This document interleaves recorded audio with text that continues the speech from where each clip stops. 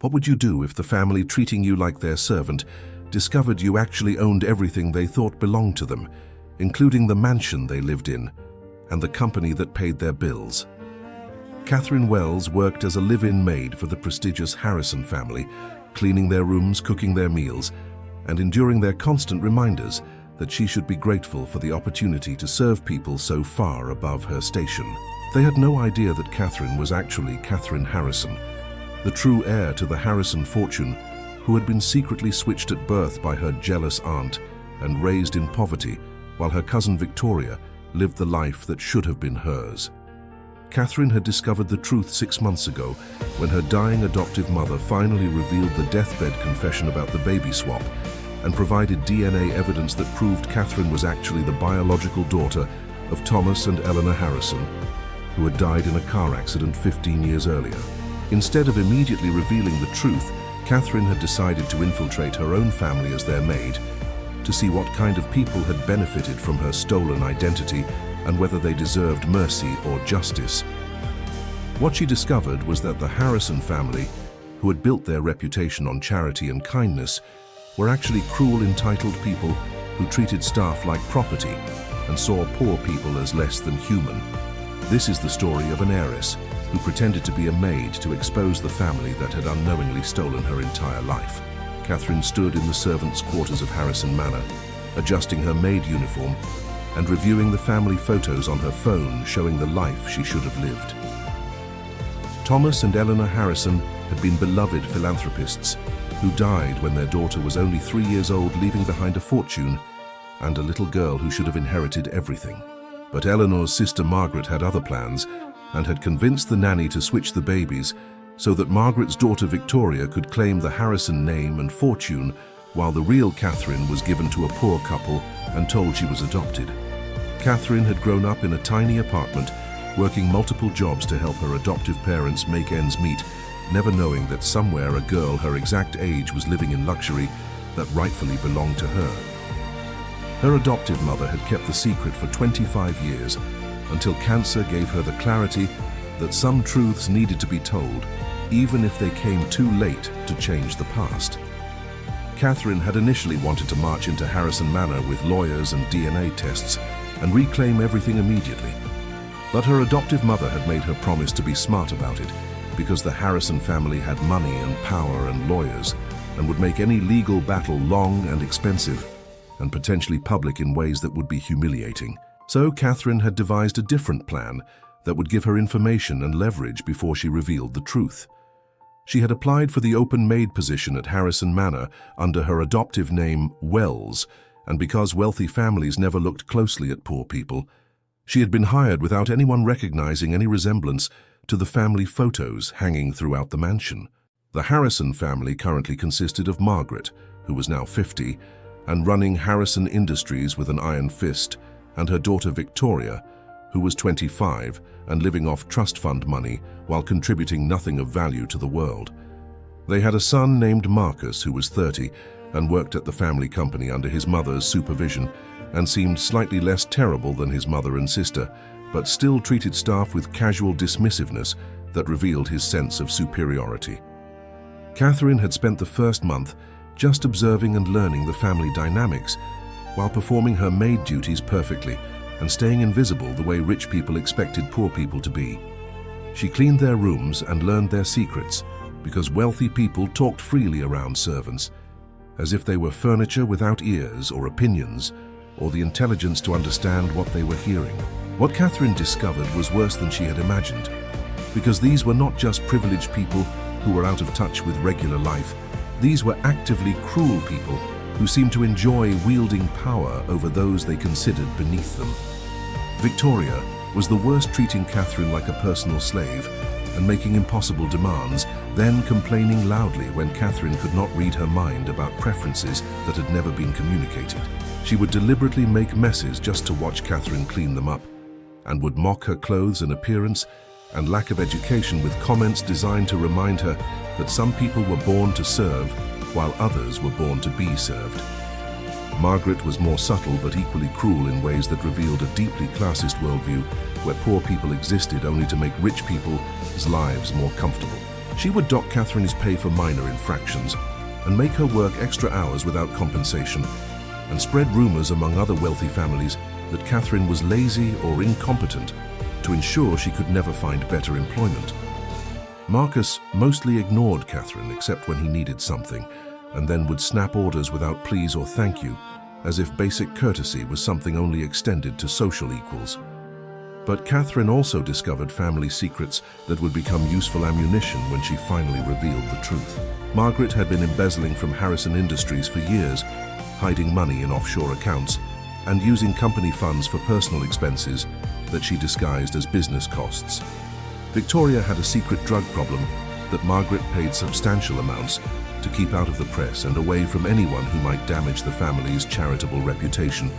Marcus was having an affair with his brother-in-law's wife, and Margaret knew about it, but said nothing because scandal would affect the family's social standing. These were people who presented themselves as pillars of society while being rotten at their core, and Catherine felt increasingly certain that they deserved no mercy when she finally took back everything they had stolen. She documented everything with photos and recordings and copied files from Margaret's home office when she was supposed to be dusting. She was building a case that would not only prove her identity, but would also destroy their reputations and ensure they faced consequences for their cruelty and crimes. 6 months into her infiltration, Catherine was cleaning the library when she overheard Victoria talking on the phone about planning a charity gala at the mansion to raise money for underprivileged children. The irony was almost too much, because Victoria was literally planning to raise money for poor kids while treating the actual poor person in her house like garbage. Catherine listened as Victoria discussed how the gala would boost the family's image and maybe attract a wealthy husband for her. Because being a Harrison with a trust fund was apparently not enough, she also needed to marry money. The gala was scheduled for 2 weeks away, and Catherine realized this would be the perfect moment to reveal the truth in front of the entire social circle that the Harrison family performed their virtue for. She could expose them when they were most vulnerable, surrounded by the people whose opinions they cared about most, and she could do it with irrefutable proof that would make them look not just wrong, but malicious. Catherine spent those 2 weeks preparing for the reveal with the same careful planning that had characterized her entire infiltration. She hired a lawyer who specialized in inheritance cases and provided him with all the DNA evidence and the documentation of Margaret's embezzlement and Victoria's drug use and Marcus's affair. She contacted several journalists who had covered the Harrison family's charitable work over the years and suggested they might want to attend the upcoming gala because there would be a major announcement that would be very newsworthy. She also did something that surprised even herself, which was reaching out to the other staff members who had been mistreated by the Harrison family over the years and offering them the opportunity to share their stories when the truth came out. Catherine had learned that Margaret had a pattern of abusing and then firing staff who complained and threatening them with legal action if they spoke publicly about their treatment. These people deserved vindication as much as Catherine deserved her inheritance. The night of the gala arrived, and Catherine worked alongside the other staff, serving champagne and catering to wealthy guests who barely acknowledged their existence. She watched Victoria hold court in a designer gown that cost more than Catherine's annual salary, and listened to Margaret give a speech about the importance of helping underprivileged children achieve their dreams. The speech was masterful in its hypocrisy, as Margaret talked about how every child deserved opportunity, regardless of the circumstances of their birth, while having stolen exactly that from her own niece 25 years earlier. Catherine waited until Margaret finished her speech and the applause died down, and then she stepped forward from her position against the wall. She asked in a voice that was quiet but clear if she might say a few words, since she had a unique perspective on underprivileged children achieving their dreams. Margaret looked annoyed and started to dismiss her, but several guests were already watching with curiosity because it was unusual for staff to speak at events like this. Catherine did not wait for permission, but simply began speaking, and her voice grew stronger as she told her story. She explained that she had been working as a maid in this mansion for 6 months and had been treated with cruelty and dismissiveness by the family who claimed to care so much about helping poor children. She said she had listened to Victoria mock poor people and watched Margaret exploit her staff and observed Marcus treat service workers like they were invisible. Then she said something that made the entire room go silent, which was that she had tolerated this treatment because she wanted to understand what kind of people had been living the life that actually belonged to her. She explained that 25 years ago, a baby had been switched and that she was actually Catherine Harrison, the biological daughter of Thomas and Eleanor Harrison, and the true heir to the Harrison fortune. She said that Margaret had orchestrated the switch so that her own daughter could claim the inheritance, and that she had DNA evidence and legal documentation to prove everything she was saying. The room erupted in shocked murmurs and camera flashes as journalists started recording, and Margaret's face went from annoyed to pale with horror as she realized what was happening. Victoria screamed that Catherine was lying and making up insane stories for attention, and that someone needed to call security and have her arrested. But Catherine calmly pulled out her phone and displayed the DNA test results and the sworn affidavit from the nanny who had been paid to make the switch and had kept records of the transaction all these years, feeling guilty but too afraid of Margaret's power to come forward, until Catherine had tracked her down and offered her immunity in exchange for testimony. Catherine also displayed the documentation of Margaret's embezzlement and Victoria's drug purchases, and said that she had spent 6 months not just proving her identity, but also exposing the criminal activity that Margaret had been hiding behind the family's charitable reputation. She told the shocked guests that the Harrison family they admired was built on lies and theft and cruelty, and that she intended to take back everything that belonged to her and ensure that Margaret faced criminal charges for her actions. Margaret tried to speak, but no words came out as she realized that her entire world was collapsing in front of everyone whose opinion mattered to her social standing.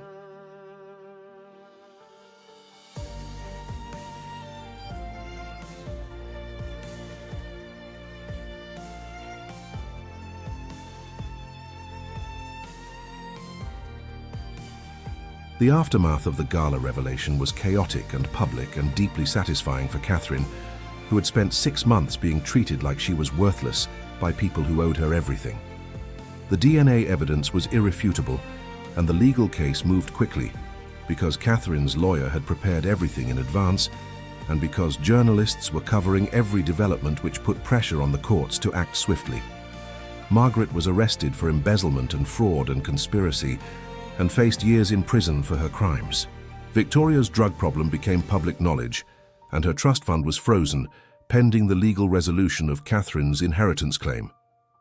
Marcus, who had been less actively cruel than his mother and sister, tried to distance himself from their actions, but was still complicit in benefiting from the theft, and faced his own legal consequences. The other staff members who had been mistreated came forward with their stories, and the Harrison family's reputation for kindness and charity was exposed as performance that masked entitled cruelty.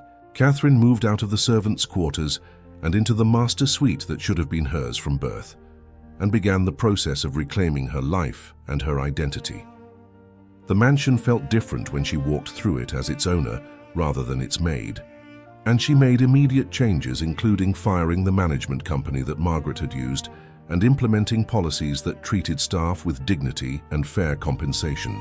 She reached out to former employees who had been mistreated and offered them their jobs back with better pay and actual respect, or provided references if they had moved on to other opportunities. She also began reviewing Harrison Industries and discovered that Margaret had been running it into the ground with her embezzlement and poor decisions disguised by accounting tricks. Catherine had never run a company, but she had spent 25 years watching wealthy people and learning how they operated, and she was smart enough to hire good people and trust their expertise while she learned the business. The hardest part of reclaiming her life was not the legal battles or the business challenges, but rather confronting the fact that she had lost 25 years of the life she should have lived, and there was no way to get that time back. She should have grown up in this mansion with parents who loved her and opportunities that wealth provided. Instead, she had struggled in poverty while her cousin lived in luxury, and her aunt profited from a crime that had shaped Catherine's entire existence. Therapy helped Catherine process the grief and anger that came with understanding how different her life could have been if Margaret had not been consumed by jealousy and greed. But therapy also helped her recognize that her experiences had made her stronger and more empathetic and more determined to use her privilege responsibly in ways that the Harrison family never had. She had seen both sides of the class divide and understood in her bones what it meant to be treated as less than human by people who had more money, and she was determined to never become like them, even as she reclaimed the wealth that was rightfully hers. 1 year after the Gala Revelation, Catherine stood in the same library where she had overheard Victoria planning that fateful event and reflected on everything that had changed. Margaret was in prison serving a 10-year sentence for her crimes and had lost everything, including her freedom and her reputation and her relationship with her children, who had turned on her once the full extent of her manipulation became clear. Victoria was in rehab, trying to address her addiction and facing her own legal consequences for using family money to support her drug habit. Marcus had left the country and was apparently working in finance in Singapore, trying to rebuild a life away from the scandal that had destroyed his family name. The Harrison mansion and company and fortune were fully under Catherine's control, and she was using them in ways that actually aligned with the charitable mission that Thomas and Eleanor Harrison had valued. She had established scholarships for underprivileged kids and created job training programs and funded initiatives that gave poor people opportunities that she understood from experience were often the difference between success and continued poverty. But Catherine's story took an unexpected turn when she hired a new head of security for Harrison Manor and discovered that the man was someone from her past. James Chen had grown up in the same poor neighborhood where Catherine had lived before discovering her true identity, and they had been friends as teenagers before losing touch when life took them in different directions. James had joined the military and then moved into private security and had no idea that his childhood friend was now a billionaire heiress. When he arrived for his first day of work and saw Catherine, he initially thought she looked familiar, but did not make the connection until she called him by his old nickname. Their reunion was emotional because James represented the life Catherine had lived before everything changed, and he was someone who knew her as Catherine Wells rather than Catherine Harrison. He treated her the same way he always had, with easy familiarity and jokes that made her feel normal rather than like a billionaire surrounded by people who wanted something from her. Their friendship reignited quickly, but Catherine was cautious about developing deeper feelings because her experience with the Harrison family had made her suspicious of people's motives, especially when she was now worth hundreds of millions of dollars. James seemed genuinely uninterested in her money and more interested in her as a person, which was refreshing and terrifying in equal measure. He asked about her experiences growing up poor and her journey to discovering her true identity. And he listened without judgment or the performative sympathy that wealthy people often showed when discussing poverty they had never experienced. He also shared his own story about growing up with nothing and fighting for everything, and the ways that poverty shaped people in lasting ways even after they escaped it financially. Catherine found herself falling for James in ways that felt both natural and complicated because she was not sure if she could trust her judgment about people after being deceived by the family she should have been able to trust most. But James was patient and consistent and gave her time to work through her trust issues without making demands or ultimatums.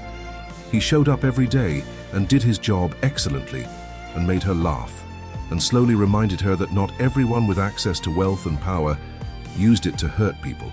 2 years after the Gala Revelation, Catherine and James were sitting in the garden of Harrison Manor, watching the sunset and discussing what it meant to build something good from terrible beginnings. Catherine had transformed Harrison Industries into a genuine force for social good that actually helped underprivileged people, rather than just performing charity for tax breaks and positive press. She had used her personal wealth to fund causes she believed in and to support people who reminded her of who she used to be when money was scarce and opportunities were limited. She had also prosecuted Margaret and Victoria to the fullest extent of the law because some cruelty deserved consequences rather than forgiveness, and she wanted to send a message that wealthy people who abused their power would be held accountable at least sometimes. James had been beside her through all of it, providing security, but also friendship and eventually love that was not based on what she owned, but on who she was beneath the inheritance and the trauma. He told her that night in the garden that she was the strongest person he had ever met because she had reclaimed her life without losing her humanity and had used her privilege to lift others up rather than push them down. Catherine kissed him and felt something settle in her chest that had been restless since the moment she learned her entire childhood had been a lie orchestrated by family members who should have protected her. The final chapter of Catherine's story came 3 years after the revelation, when she held a gala at Heiress Manor that was the complete opposite of the event where she had exposed the truth. This gala was not about raising money or maintaining appearances, but about celebrating the people who had been invisible to the previous version of the Heiress family. Catherine invited former staff members and scholarship recipients and community leaders who worked with underprivileged populations and made them the guests of honor rather than the background decoration. She gave a speech about the importance of seeing everyone's humanity, regardless of their economic status, and about her journey from maid to heiress and back to someone who tried to remember what it felt like to be powerless, so she never abused the power she now held.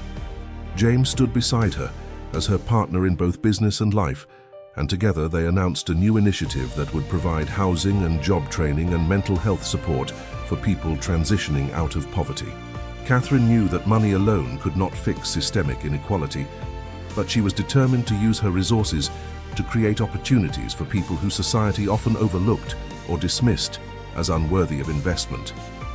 As the evening ended and guests departed, Catherine walked through the mansion that had been both her inheritance and her prison during those 6 months of infiltration. She thought about the girl she had been and the woman she had become, and the strange path that had brought her to this moment where she owned everything but valued the relationships and experiences that money could not buy.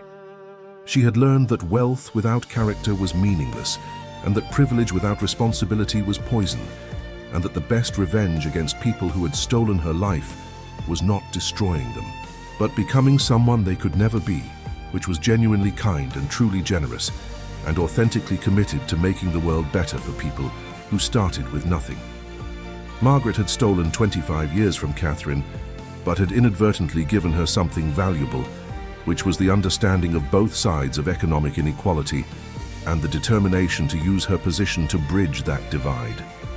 Catherine had been the maid who secretly owned the mansion, but more importantly, she had been the woman who refused to let bitterness and anger define her, even when both would have been justified by everything she had endured.